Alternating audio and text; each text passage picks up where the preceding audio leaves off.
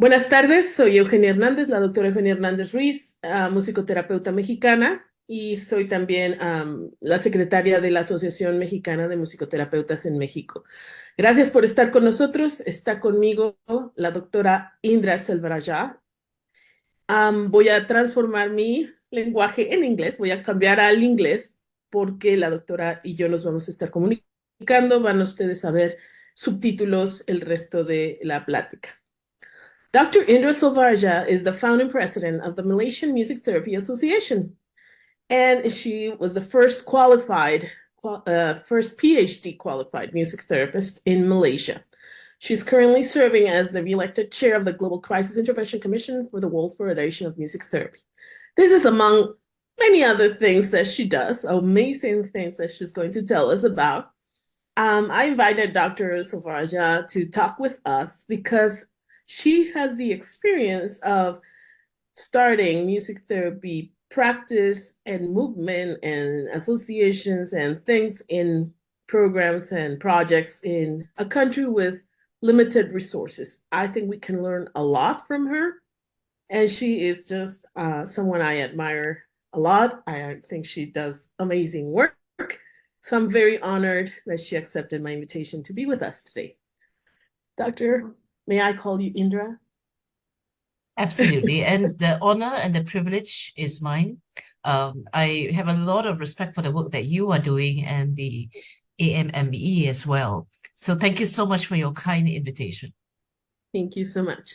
Okay, what we're going to do is ask a few questions. We may change them as we go if there's an interesting topic that we hit upon. So my first question would be, please tell us about your experiences starting a music therapy practice in your country. Thank you so much for that question. I'm sure that there are many similar as well as unique challenges that we have faced in Malaysia. And one thing that was very apparent very quickly when I came back from the US with my PhD training, and this was in the beginning of 2014. So we are talking about 9 years ago. It was basically a landscape where I knew before I had left for my US training and I had tried to look for who were the music therapists in Malaysia. We already had pioneering work in Malaysia that was more than 30 years ago now. And so I tried to look for those music therapists, and it was very, very apparent that everybody was working in their own silos, doing really good work. I do want to mention their names because sometimes people get the mistaken notion that, I started music therapy in Malaysia. I didn't. I was just one of those music therapists who was fortunate enough to get further training and came back to Malaysia and then has just tried to contribute from my own small corner. But there has been actually already pioneering work in Malaysia, as I said, more than 30 years ago. Mm-hmm. And the people who started it there is Lim Kagi, who is still very much working as a music therapist in Malaysia, and she is probably one of the most long-standing stalwarts. There is Shoba Ramanathan, who has since unfortunately left Malaysia, emigrated to the US. So she's actually in your country at the moment where you are working at ASU. But there's also one more gentleman, James Liao, who is still working in the university in Malaysia, but he is trained in both music therapy as well as did a master's in counseling. So we actually have these people who have soldiered and worked very, very hard to establish music therapy. But when I came onto the scene and I realized that a lot of the work that was happening was in silos. And ultimately, when I returned from the US, there was actually one other lady who was working as a freelancer, but she was going in and out of the profession. And I happened to attend a workshop that she held just before I left for the US, and her name is Stephanie. But I have since learned that she has sort of left the field. So it has been actually one of the things that I was trying very hard to do when I first returned from the States was to bring the music therapists together, because I was fortunate while I was in the States to see what a difference having a professional association makes, coordinated work that is being planned strategically. And it is so important for us to work together as a community and to pool our strengths. And I felt very, very sad for the music therapists who were soldiering hard. They were doing excellent work, but nobody knew about music therapy. And, it's so much harder to do the work that you are trying to do when people don't recognize your field. There's very, very little awareness of what you are trying to champion. So one of the things that after, spending extensive time in the States and returning to Malaysia, I spent the first year actually trying to get to know the grassroots, and that included getting to know who were the music therapists in Malaysia. I was fortunate because I got in touch with James, who I mentioned just now, as one of the pioneering music therapists.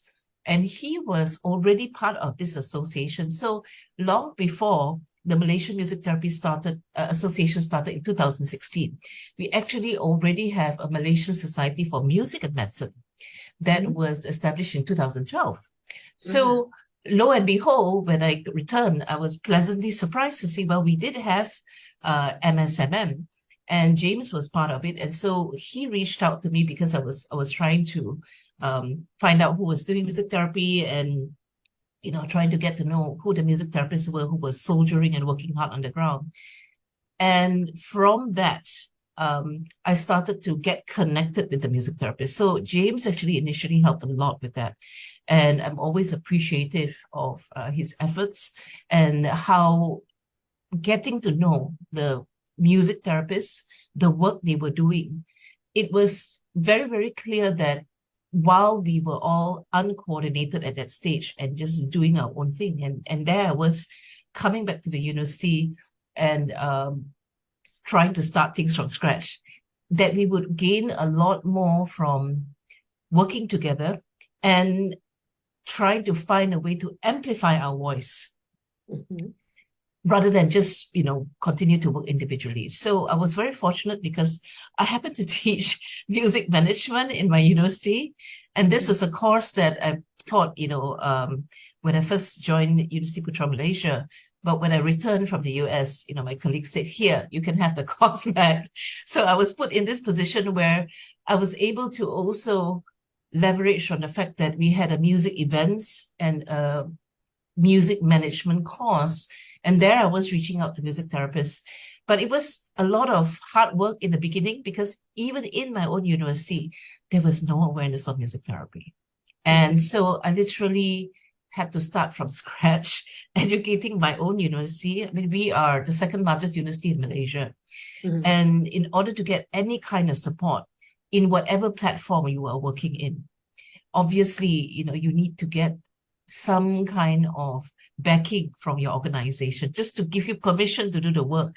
But I also know that in Malaysia, most of our music therapists, except for James, who is now working in Help University, and myself in University Putra Malaysia, all the other music therapists, there are around 20 of us in total. They are actually primarily freelancing and working as private practice music therapists. So that is quite a unique combination.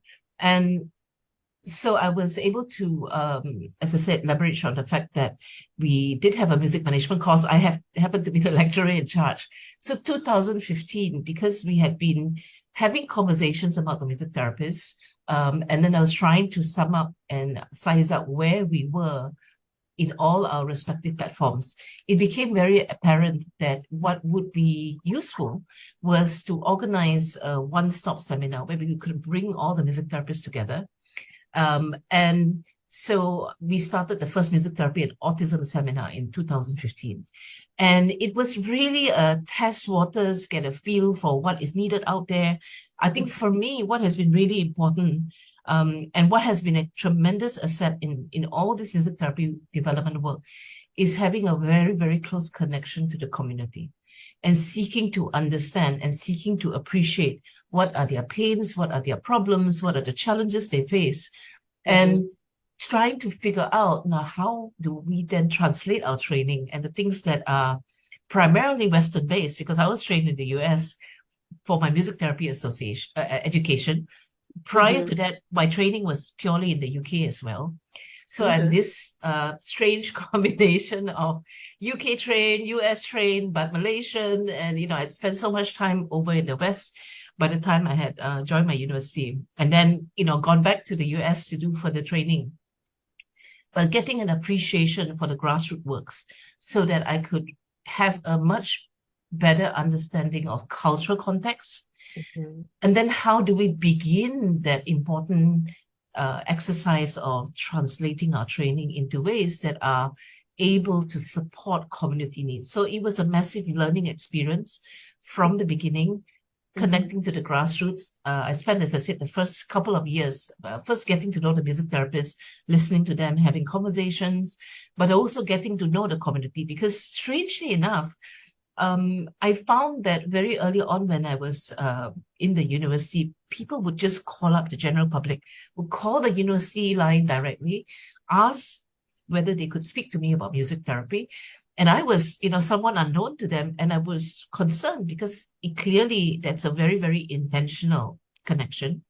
And I found out that a lot of people in Malaysia, especially parents of children with special needs, they were actually looking for support and services because, unlike the US, we are so used to the fact that, and I miss that so much, things are a lot more structured, a lot more coordinated. You have systems in place.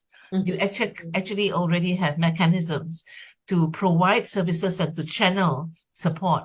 But we didn't have that in any kind of coordinated fashion in Malaysia. And even now, we are still building up and we are still trying to develop systems. And that has been a major part of my work here as well. But it was parents who were desperate, cold calling the university, just trying to look for any kind of support they could find. And it just so happened, they came across music therapy on the internet. They heard that music therapy was something that could potentially help their children. And so they were just calling and asking, can you come and, see my child? So I was starting to go and visit and get to know these parents. And eventually it got clear as I was talking to these parents, talking to the music therapists, trying to get a feel for, what were the association work that was being done in Malaysia. Because clearly, if you're talking about special needs children, you're talking about autism, we do have a National Autism Association that is a lot more well established. So I was also making connections with them and trying to understand things from their perspective.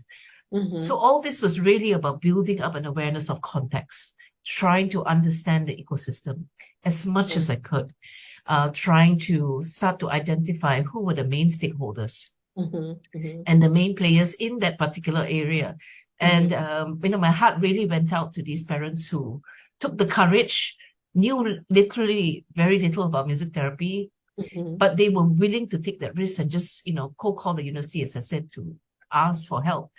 And these are parents who, for the most part, have limited resources. They don't necessarily come from the kind of socioeconomic status or background where they have a lot of opportunity and choice. And it became apparent very quickly for me that, while everybody was doing important work, trying to support the community through music therapy, because we all had different platforms. I happened to be in a government platform, which was not private-based, which meant that I had access to the community on a different level. And where I'm not sure to what extent that is a common experience, but in Malaysia, money buys opportunity. So if you're more affluent, you're going to be able to tap into more services, more options. But that also has become a problem for us in Malaysia. Because if people are not able to afford, in accessibility, affordability are major concerns. Then I saw my role coming from my small corner, as I said, as being someone who happened to be in a government platform, which meant that I could complement the ecosystem, but also try to see how we could work together more equitably, move all the music therapists forward so that everybody could be empowered to provide more support. I mean, it's a lot of understanding, listening, trying to develop an appreciation of context. But, it's not always been a bed of roses because, clearly you're going to have different needs, because music therapists are working in different platforms, different understandings, different levels of training. Sure. And so the levels of exposure, awareness, need, we're going to be coming from different directions as well. So I do want to, mention that, because I think especially as the work grows, as the association grows, as more and more people are joining as members, there will always be some people also who maybe not part of the association, but also have music therapy training of some form, regulation of the work. All these are part of the ongoing and evolving challenges, and trying to stay on top of it and being responsive. I mean, that is a task and a half on its own. Oh, for sure. That could be a full-time job, right? Absolutely, absolutely. And, I spent a lot of time at the beginning, as I said, trying to build up an appreciation for our context here. But what I really want to also pay tribute to is the community has been wonderful in responding to our efforts. So 2015, when finally, after, receiving all this cold calling from parents in the community, trying to visit some of them, talking to the music therapists, realizing that most of them were serving special needs children and working in centers where they were specifically being hired to provide services for children with autism. We do have, of course, other disabilities here, but there's just a little bit more awareness about autism. But of course, since then, I've worked with children with dyslexia. I've been working with mixed abilities. There's so many other comorbidities as well. And ultimately, the first seminar that I tried to organize through my music management course, because I could coincide the two, was the music therapy and autism seminar, because it just seemed like the most urgent need. And it was logical at that stage for us to be able to showcase music therapy, advocate for music therapy, educate the community about what music therapy was about and what it could do for individuals with autism, people who were neurodivergent. We still don't use that term. And that's one of the things that I'm trying to push back on right now. But in Malaysia, just to give you a reflection, I think there's a lot of sincerity and there's a lot of good intention. But some of our policies and our terminology is still very, very archaic. So, for example, officially, we still refer to people with disabilities, individuals with neurodivergence, as, in our Malaysian language, orang kurang upaya. And what that translates to is people of lesser ability. So, just hearing that. But I know that in the spirit of the people who have been working with, even people working in government departments and agencies that are catering to support those who are OKU, they actually don't mean any harm by it. It's just that we still haven't caught up with our understanding, and we don't realize where the language is discriminating, and we are potentially we are putting a barrier just by our lack of embracing of more inclusive terminology. So, what was very, very clear at the beginning. So I talked about the music therapy autism seminar. It was an opportunity to hold a one-stop event where I could invite all the music therapists who were doing excellent work on the ground, but just that, everybody was working on their own. And so coming together was a way to amplify their voice, to be able to reach out to the community in a way that said, look, this is who we are as music therapists. We are here to serve our community. And we created this seminar event thinking that, okay, if we can get 50 people in the room and we can just have an intimate conversation about, what is music therapy. And for me, a big thing was, and I've done this with every event since that we've organized, getting feedback. It has to be two-way engagement. Sometimes when we go to conferences, we go to seminars, it's wonderful when we can share our awareness, our information, our knowledge in ways that, hopefully strike a chord with the community and, provides them with a certain level of awareness of what we do and how, perhaps our expertise can be of support. But I find that it's so important to give them a chance to also respond and tell us what they think about what we are trying to share with them. And so when we did that music therapy autism seminar, one of the things that I introduced within the context of the seminar, as I said, beginning, I thought if you can get 50 people, that would be fantastic. But once we started to put the information out, and it was really important for me that when we conceptualized and put together this event, we had to put our right foot forward by advocating for evidence-based research, evidence-based interventions, and to make sure that everything that we were sharing, it could be, to whatever extent we were trained to do, established in terms of the research, in terms of what would be considered as best practices in the field. Of course, the composition of music therapists in Malaysia, we come from different backgrounds. So I was US trained. There are a couple of other music therapists who were US trained at that point, but the majority were trained in Australia. Okay. So that was the beginning in 2015. So we were coming with our respective backgrounds and trying to give as much of evidence-based representation of what was the state of the field at that point. But then I included a component because very soon as people started registering and under the music management course, we were keeping track of who are the people coming, what is their demographic, why are they coming for this event. So we had an understanding how did this content that we were trying to put out there actually jive with the community's needs and who were the people responding. And I was quite blown away because we found that there were not just the parents, as I mentioned, who had been asking questions, who continued to show interest, but there were music students, people who own music schools, as well as there were students who came from occupational therapy, physiotherapy, all these different allied health backgrounds. And then we had a group of special education teachers, people who ran special education centers. And so that was actually very helpful to track and to get a sense for, well, who is looking for this information, who is responding, who is not just showing minimal interest, but is willing to sign on to attend a seminar on music therapy, because that shows a higher level of commitment. Absolutely. And How very, long very was the serious seminar? intention. It was only 3 days. Okay. And what I did as part of the content, because as we realized that, the interest is growing, it's going to be more than 50. And thankfully, I was able to reach out to a music school in Malaysia that has a very central location. Because again, going back to the accessibility piece, my university is sort of south of the state.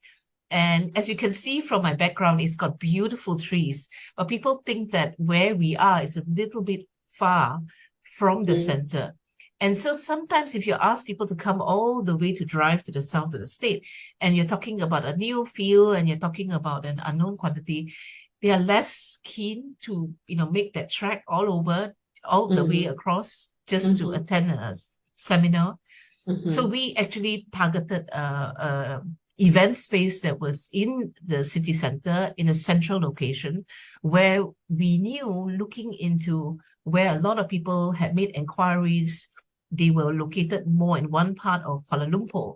And I was fortunate that I was able to approach a music school and use their premises, but we did this as a joint organization thing, so we could create a win-win. So the location was important for accessibility as well. At the same time, we found that given the demographic, and we were analyzing all this data, it was also important to seize the opportunity to have focus group sessions during the symposium, because I thought, here we are sharing and telling them about what music therapy can do, showcasing music therapy, and I have all these wonderful colleagues that are there with me, and we will, give them a whole series of sessions from different perspectives of our training. But it's important to know, after we have thrown all this information at them, what do they make of it? How meaningful is this? What actually appeals to them and what ultimately meets their needs? So we actually sat down with those participants who were willing. It was a volunteer thing. We invited them to have that conversation with us. And we set aside one afternoon where they could choose between going out and doing fun things and going shopping in Kuala Lumpur, because, it was in that location where we were surrounded by shops and it was meant to be, accessible for them and convenient. Or they could sit in with us in this session to have a conversation. and let us know what they thought about music therapy, what they thought about what we had been sharing with them, and what would ultimately work for them. But, it was so important. And I compiled all this information. I had some wonderful students from my university who volunteered to help me to transcribe all the different conversations. We split up the groups because we realized there were clusters of different stakeholders. So we split them up and had different focus groups. There were 3 main groups. And then we collected information and we engaged them in that conversation. It was very organic. It was ready to get a feel for where they were at. And they were actually very, very responsive. They gave us a lot of excellent feedback. And so all that was actually compiled, and I put it together into a report and gave it to the music therapy group, because I thought, well, this is important information for all of us to have, because everyone is serving children with special needs, autism. And so that remains, as one of the highlights for me, having that community feedback, their willingness to provide us with that open conversation, or being very, very honest with us, and also sharing with us their battles and their struggles, just trying to access support and services. And that was something which, if we hadn't been paying attention and listening to the community, and trying to make sure that it wasn't just a one-way street with what music therapists were trying to do, but also trying to assess and get to know, well, how well are they responding to what we are doing for them, what is working, what doesn't work. That kind of fine-tuning for me was particularly important because, as I said, all of us actually at that point were all trained in the West. And so we were all trying our best to translate our Western-based training that were built after models that work very well in the West, with no guarantee that what we had been trained to do would translate effectively into our own local context. Very cool. So I actually spent a lot of time doing it. That's all the Florida State University training. I have to credit Jane Stanley and, all those brilliant professors for really, really holding that into us, because, validation, trying to work within a framework that was also reflecting that sense of cultural humility, awareness of how we would sensitively be able to deal with different populations in different settings, translate the techniques that we've been trained to do. That has been part of the painstaking research work also that's been done a lot. I don't publish as quickly as we do the research, because sometimes we just get torn into so many different directions. And a lot of things that I was doing in the first few years was really about getting to know the grassroots, getting to have a feel for who were the people who were actually doing the work, serving the community. And before I could introduce any kind of research, I need to understand context. And we have very, very limited research literature in Malaysia that talks about music education, let alone music therapy. So, I had to literally go down to the associations, because we don't have as much of that systematic literature and information that is already in reports, already in archives that we can draw from and easily conduct our own literature review. So everything has to be done from ground up. And even though a lot of, research exists from other countries, which is excellent, and we often use that as a reference, we still need to be able to tap into our own local research. And I would say that one of the biggest challenges, and one of the things I've been trying to slowly but surely correct, is to build up the research evidence base in Malaysia as well, to support the work that we are doing. In the beginning, so to fast forward to 2015, during the seminar, as I said, we started off hoping we could get 50 people. In the end, we ended up with 275 people, which was mind-blowing. We even had people coming outside the state. We had music teachers driving up in the middle of the night with a group of music teachers, music principals driving their teachers in the middle of the night to come all the way to attend the seminar, so that the teachers could get training and exposure. And then going back to the south of Malaysia, and that's like a 6-hour drive. So you talk about dedication, you talk about commitment. And I learned from that seminar experience that there were actually a lot of music educators out there who were catering to special needs children. And this was something which was also a matter of concern, because now I appreciate the fact that they took the trouble to come to our music therapy seminar to learn more about what is music therapy. But some of them came up to me and they confessed, they said, well, actually, we realize now there's a difference between music education and music therapy. And so some of us are already working with special needs children. And they actually had not started off seeking to work with special needs children. But in Malaysia, the phenomenon is, because, again, going back to the parents who are trying very hard to provide any form of support that they can for their children, and because we lack coordinated services, they had heard that music can help. And then they heard something about music therapy. But in the end, they decided, well, the closest thing to music that I can provide to my kids is sending them to the music school, sending them to a music class, assuming that music educators, music teachers would automatically know what to do with special needs children. On the other hand, the special needs children, I started getting a lot of feedback from principals, and I really appreciated their honesty. They said what happened was many of them were running music schools. Music teachers themselves were also sharing the same thing. And parents didn't declare. Sometimes we have this as a massive problem in Malaysia. People just don't know and don't understand that sometimes children are starting to manifest certain behaviors. They're starting to fall behind in their developmental milestones. Mm-hmm. And so they don't even detect that there might be some special needs, some disabilities, some developmental delays, some neurodivergence in whatever form that they are able to comprehend.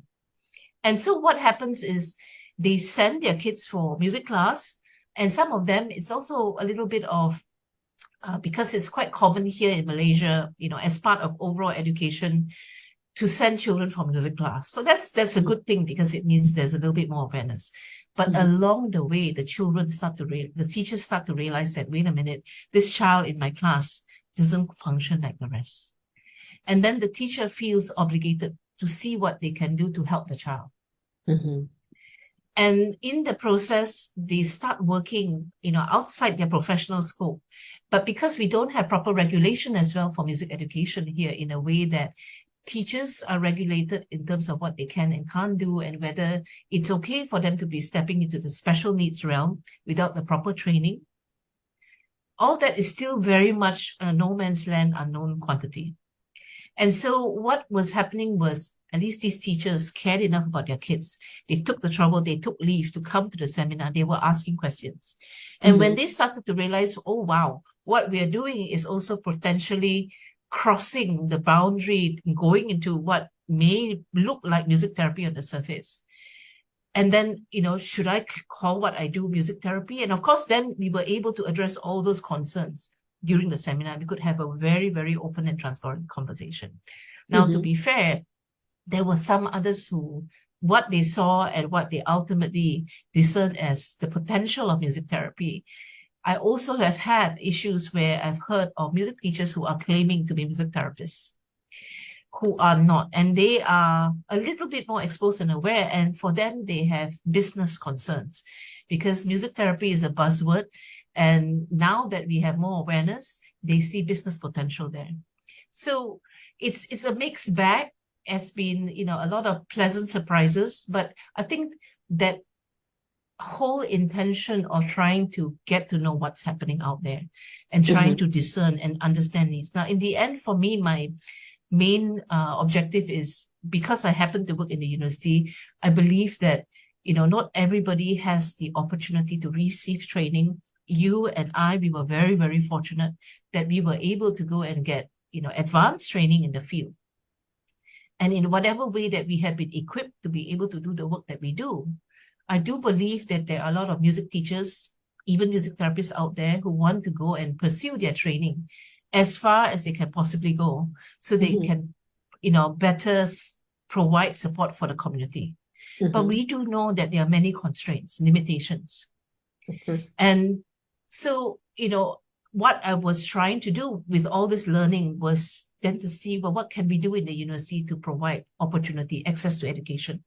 Again, we are not a for-profit university, so it means that we can try to provide, hopefully, affordable educational options that would enable people in the community. So after we do a seminar and then we discern, okay, there's these needs out there. Now we have all these teachers who are trying to work with special needs children, but they may not be properly qualified to do special needs work.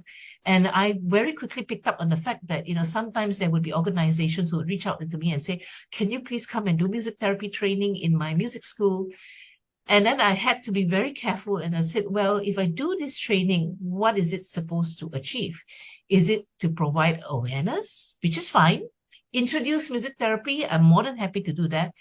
But if you're asking me to conduct a training over a weekend, maybe a 3-day event, and then they're going to use the certificate and they're going to claim that they are now trained to do music therapy, that's very dangerous territory.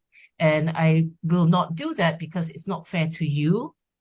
Neither is it fair to the teachers, and it's definitely not safe for the children. So, that has been a constant effort to create that awareness that there's such a thing as going out there and getting the right kind of professional training. But I prefer to find solutions by seeing how we can offer pathways, avenues for training support to be given.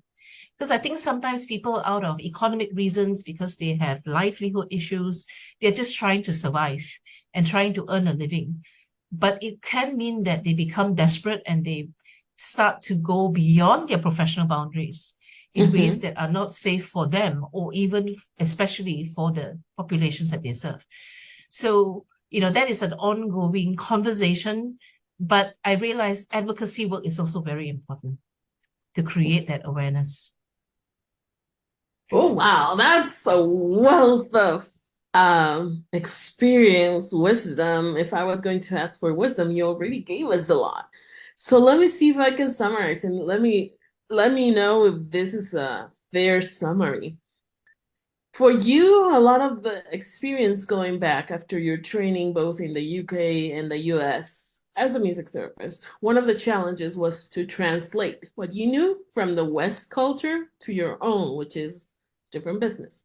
The other Absolutely. one, and that was a challenge, but it's also an accomplishment because you wanted to build, and you achieved this, build community among the music therapists that were already there. You didn't mention it explicitly, but I am sure that there were challenges in creating that community because of the different approaches, trainings, and maybe ways of understandings, right? That always happens, but that's also the richness that also enriches the community, the music therapy community, right? Then you spend quite a bit of time understanding your broad community, convincing universities, convincing institutions, your own university, other institutions, building bridges, building spaces of contact and understanding, advocating for the profession, creating awareness of the profession as a profession, which is by itself a challenge, right? Making people understand it's not me just playing the guitar and having a song here, making a song and having fun. It's really about a profession that has, as you say, evidence, an evidence base, has research behind it, has structures, has trainings, has professional boundaries and all that. And that in itself is a lot of challenge. And then, of course, you as a researcher, of course, you want to also create your own research, which is challenging in an environment that doesn't have those structures in place, right? I so much get it. You also have to, I don't know how much that changed from the first to now, but in my experience, for example, I had very clear boundaries about what is not music therapy. And in going back and trying to build those bridges and trying to create that community, I have to become more flexible, more patient, and start thinking about the long term and say, okay, right now, we don't have what I would like. Right now in Mexico, we don't have the qualifications that I would like to see in most of my colleagues. I would like to see a university program. I would like to see a certification process. I would like to see regulation, but there's none. what can we do with what we have so that we start walking, as you said, strategically towards building those structures? I've joked that maybe I won't get to see it. The time when a regulation happens, who knows? I don't know how long it's going to take. But I certainly want to collaborate. And as you said, and this was one of the first things you said, and I want to highlight because it's so important. Nobody does this alone. It has to be a group effort. It has to be a community effort. We have to bring in a lot of stakeholders, but we have to be a team because it takes so much. It is so much work. Absolutely. And Absolutely. the only way of doing this is, as you mentioned, acknowledging what was been done before, how people, also because the world was a different world, right? And so people would work in silos because there was no internet. And so people didn't even know that other people existed, right? Especially as clinician, you go and do your work and you barely have time for anything else, right? And so Right. the world has changed. Now we are so much more communicated, but it's a beautiful thing because now we can create these spaces, which you have done so beautifully. I wanted to ask a couple of questions just for clarification. So you say there are about 20 music therapists in the country training different parts. Nobody, those are all like certified music therapists, right? Or with a degree, is that correct?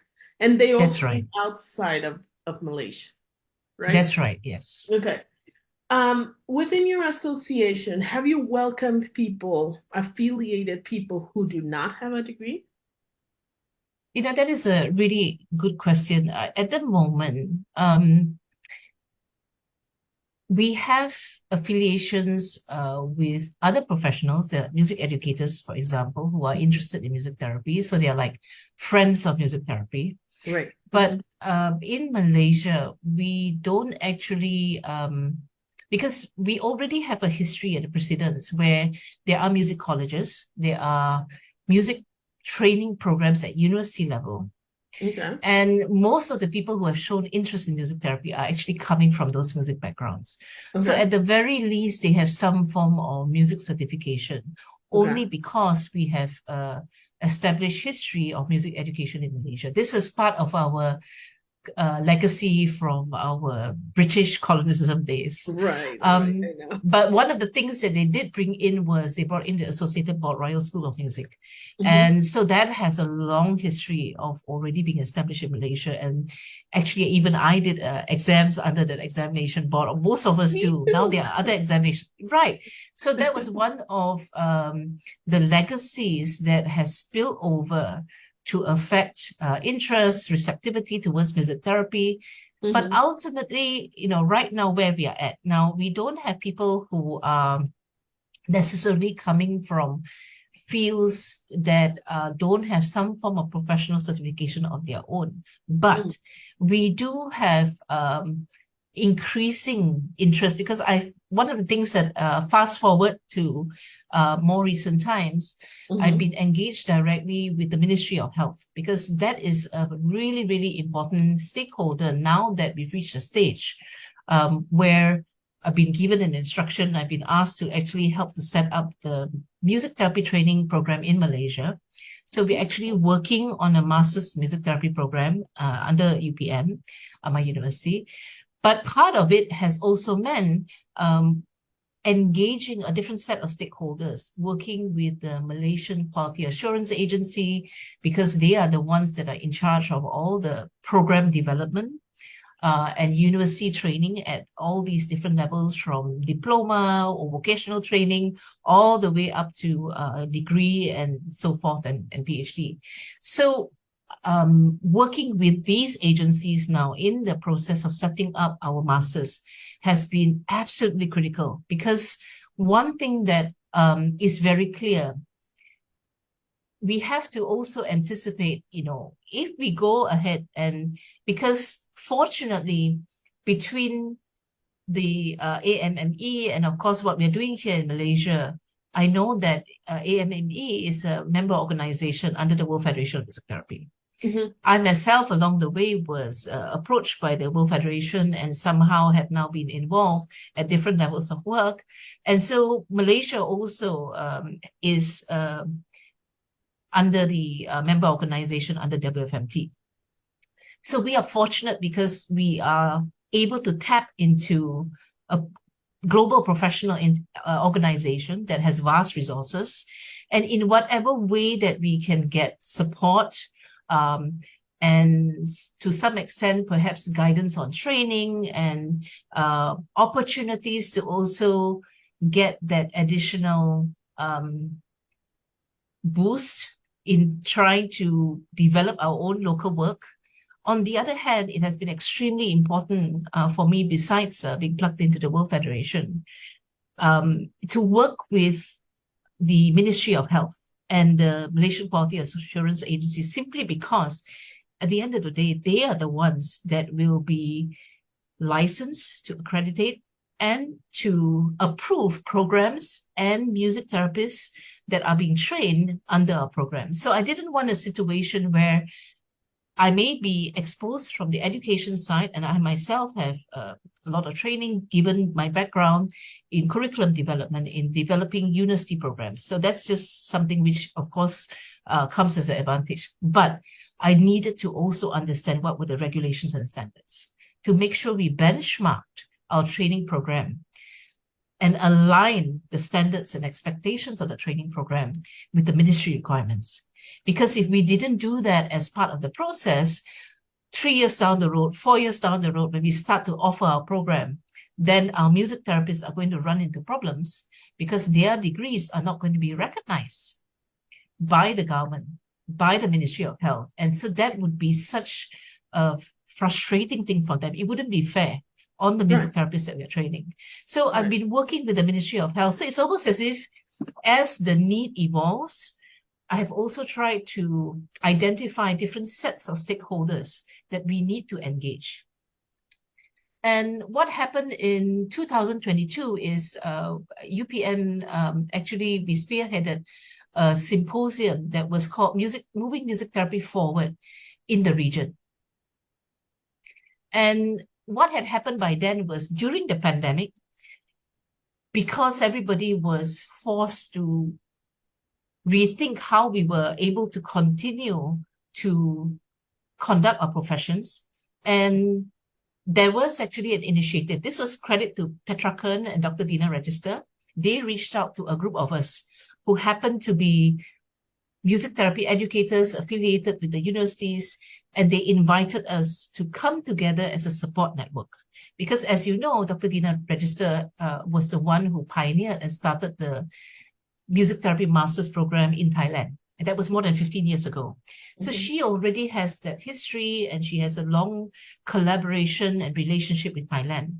At some point in 2019, she had privately reached out to me and she said, you know, you're doing things in Malaysia, and Thailand, of course, is moving forward now with their training program. But she wondered whether there would be an advantage in trying to link up the Thai students with the Malaysian students, simply because we have more commonality in terms of culture.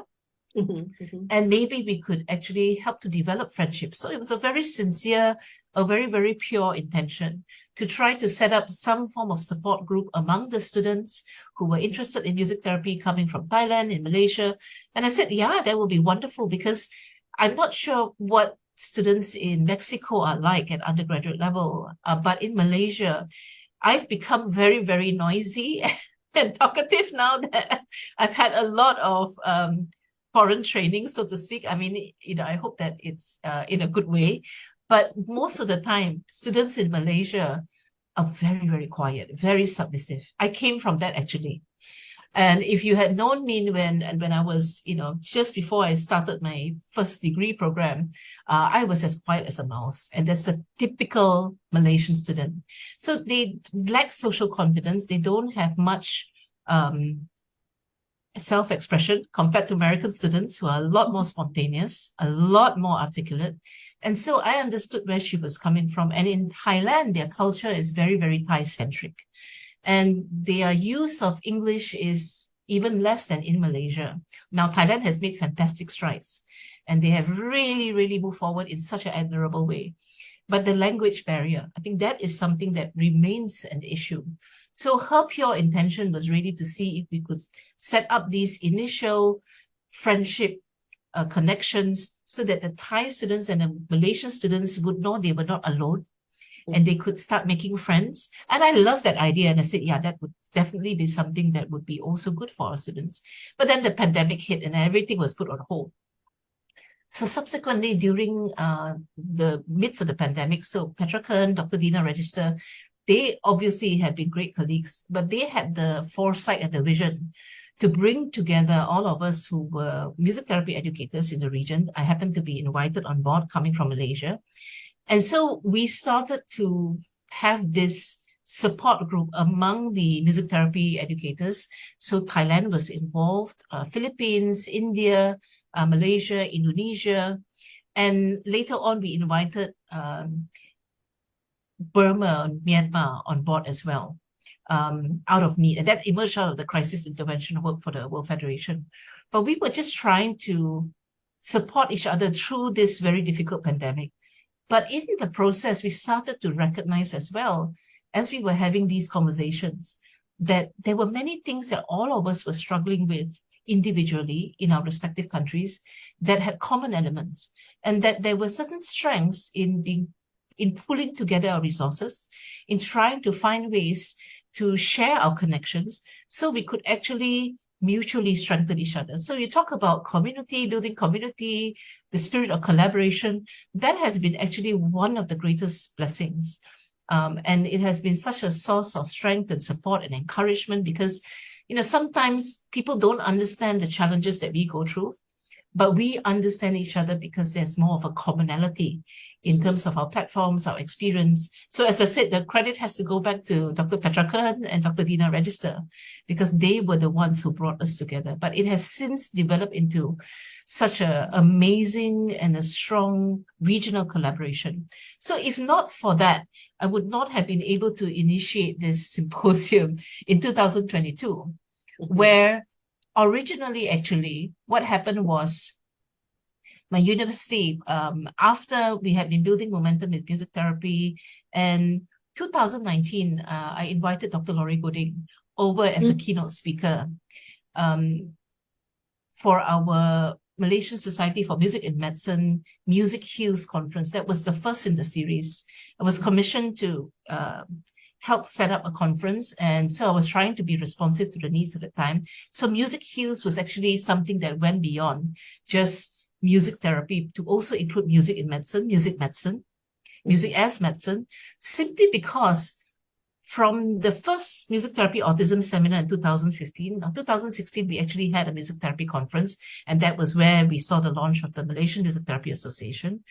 But subsequently, fast forward to 2019, it was very clear to me that the landscape at that time was such that we were having these emerging challenges, and it got to a point where it was quite difficult simply because people had already started to see a lot of potential in music therapy, and people who were not trained as music therapists, who were community musicians as well, and they were doing all kinds of things that were wonderful in the community, but they didn't have an understanding of professional boundaries. So I was actually put in a very difficult position at one point where some of them was actually trying to get me to publicly endorse what they do as music therapy. And of course, I can't do that. That is not appropriate. And I was trying to help them to understand and to say, you know, this is about liability, this is about protection, safety of the populations, but also safety of the practitioners. Because if you are operating outside your professional boundaries and your professional scope, you may be doing things with good intention without realizing the consequences because you've just not been equipped sufficiently to handle the situation, and there may be liability issues. You can get sued. You could be actually putting yourself and your career at risk. So I'm equally protective about the practitioners because I believe that the spirit and intention is that they want to do good work. It's just that they may not be sufficiently equipped or they may not know what is appropriate for them to do or not. And I believe that their work is valid and it's important, and we really embrace our community musicians as well. But I was more interested to see how we could provide education pathways, support, professional support in whatever way that would help them to further their education and training. And some of them did not like it. So I, eventually had some unpleasant experiences, and it got to the point I try to keep everything, on a level where I understand that, sometimes when people feel that they are limited and that they are not being able to do what they really want to do, it doesn't always go down well. Mm-hmm. And so you can't control the professional backlash, but what we could do as a university, and this is where the Music Heals 2019 conference came in, I purposely positioned it so we could bring these conversations into a professional conference setting. And I spoke to Dr. Roy Gooding. I said, we need to have this conversation where we educate the community and the public, the stakeholders, whoever is interested to come. And those who are interested to do things the right way, they will come, and they did come. And we talked about what is the difference between music therapy, music in medicine, what is the difference between professional users of music therapeutically and other ways of using music that have more to do with community music base, which is valid in its own right. And we need to demystify these things. So I intentionally broadened the conversation. So we were not just focusing on music therapy, but we were uncovering all these teething issues that had emerged. And we could actually engage not just the people who were coming to learn about it, but there were a lot of medical doctors who came. There were a lot of people from the professional community who also attended our conference. And that became an opportunity to also empower them. So they started to realize, wait a minute, not everyone out there who claims they're a music therapist or says they're a music therapist is automatically going to be a music therapist. There are checks and balances. And the conference was one of the ways that we tried to provide everyone with that transparent information. Again, I believe strongly in empowering and equipping. So that was actually a pivotal point. I know some people were asking me, they said, why would you go beyond? I said, we need to have this conversation because this is actually the state of where we are at. As it turns out, later on, I got roped into the International Association of Music and Medicine, and that's wonderful. At the same time, I'm also part of the Malaysian Society for Music and Medicine because what happened was initially, as I said, in 2012, we had the Malaysian Society of Music and Medicine. Subsequently, down the road, we started the Malaysian Music Therapy Association. And so there was two of these different organizations that were operating where there were points of overlap, but there were also needs to maintain a certain level of professional boundary around music therapy. And that was one of the main inspiration why we set up the Malaysian Music Therapy Association. So they work in complement, but this has actually been something which was out of necessity to help with the regulation and the support, as well as to ensure that all the different manifestations of how people are using music for health and well-being are also provided with professional avenues of support. Wow, what a journey. You give me so many ideas. I think part of what's happening in Mexico is that we are, although in the National Association, we have created categories that attempt to separate those things, like a person with, a different profession with some courses in music therapy, or a music therapy student, or a music therapist with a degree. We have tried that, but I find it fascinating, this idea that you bring to the table of separating, and of course, I've seen those conversations, music and medicine, music as medicine, music medicine, professional or therapeutic uses of music that do not constitute a music therapy, but are being used, I don't know, by nurses, occupational therapists, and whatnot. Right. Community music programs that are clearly beneficial, but are not music therapy, right? And so those conversations are so important that we have. Just for conversation, in Mexico, we have a lot of support and influence from the Latin American Council that comes more than anything from Brazil and Argentina. Those are two places where music therapy has really developed with a degree, even master's degree, bachelor's and master's degree. There's no PhD in Latin America, but people have traveled, like myself, and there are some people who do have PhDs, and it's quite a conversation. But it's difficult in countries like my own where there's nothing. We're really starting. And as you say, calling myself music therapist doesn't make me one. There has to be some checks and balances, and we are trying to work for those. But it's quite the task, and we're just starting. But with conversations like today and experiences like your own, I think we are a little bit farther ahead. That's my intention. That was my intention of asking you to come here and talk to us and share your wisdom, because I truly think that's how we can learn and avoid, hopefully, some of the pitfalls. I'm not sure we will. We have our own struggles, but certainly learn from you. I think this has been fascinating. I don't know if you would like to tell us, I don't know, a few takeaways, how you see the future of music therapy in your country, or something in closing. I really appreciate this conversation, and likewise, I think there's so much that we can learn from each other that can mutually benefit our respective work in our countries. And I think one of the things that has occurred to me in the course of doing all this work, it's very, very important to look after your tribe. Because at the end of the day, and one of the things that I never anticipated, because we are all working on unequal platforms. I come from the university, others are working as private practice music therapists, there's someone else also in the university working in a slightly different capacity. And what was an unintended outcome was as much as there were times we would come together and we'll be able to do these wonderful, meaningful, collaborative events where we were all pulling together our resources and we are trying to move things forward as a group, we still go back to our respective silos and we still have to function under our respective platforms. And what happened in Malaysia, which was something that, has been part of the challenge, is while music therapy awareness is growing,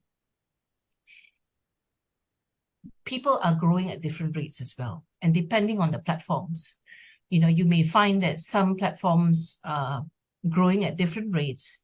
And this can unintentionally translate into a form of professional competition. And the challenge is when I think we as music therapists, all of us who go into music therapy, obviously, there was a big component of us really, really being concerned for the community, very much wanting to see what we can do through our music training, our therapy skills to be able to help the community. Mm-hmm. But because we each also are human and we have our own respective needs, sometimes what happens is some people's careers seem to be moving forward and some people are stagnating in their careers, or that some seem to be able to move in ways that perhaps on the surface look as if, things are progressing smoothly for them, but they don't necessarily really understand the battles that we have to fight behind the scene just to promote and protect the integrity of our work. And so you have all these unequal levels of development and growth, even among music therapists. And I think one of the things that, I realized that in our enthusiasm to try to move forward as a collective, we must not forget, and this is a reminder to myself as well, that we are still working with individual music therapists who are trying their best to make their mark, to earn a living, to contribute to their community. And sometimes I think some people may perceive that they are experiencing certain challenges and limitations. And so what kind of professional support is available for music therapists in our own country to be able to receive that kind of backing from their professional association, as well as from each other? I think it's so important for us to be watching out for our fellow music therapists, to look after our tribe, but also to realize that, my mantra has been, anytime I'm asked to do something, if I have an opportunity to develop music therapy in some small way, and all projects are important, whether they are small projects, whether they are bigger projects, all of it matters. So I see everyone's work as valuable because we are all doing something for the community. But it's also so important, as another takeaway, to not lose sight of what our main why is.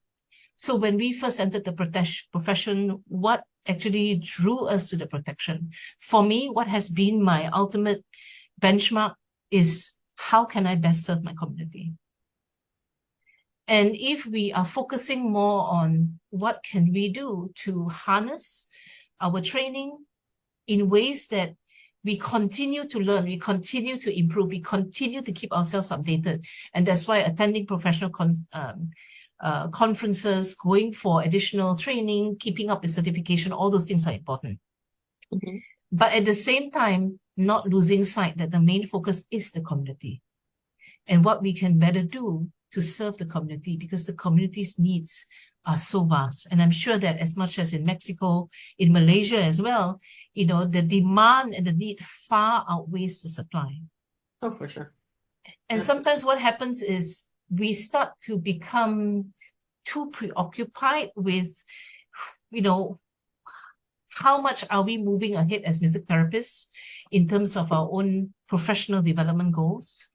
And, you know, I can tell you for a fact that all this while I've been doing the work, my main sight has been, as I said, how can I better serve the community?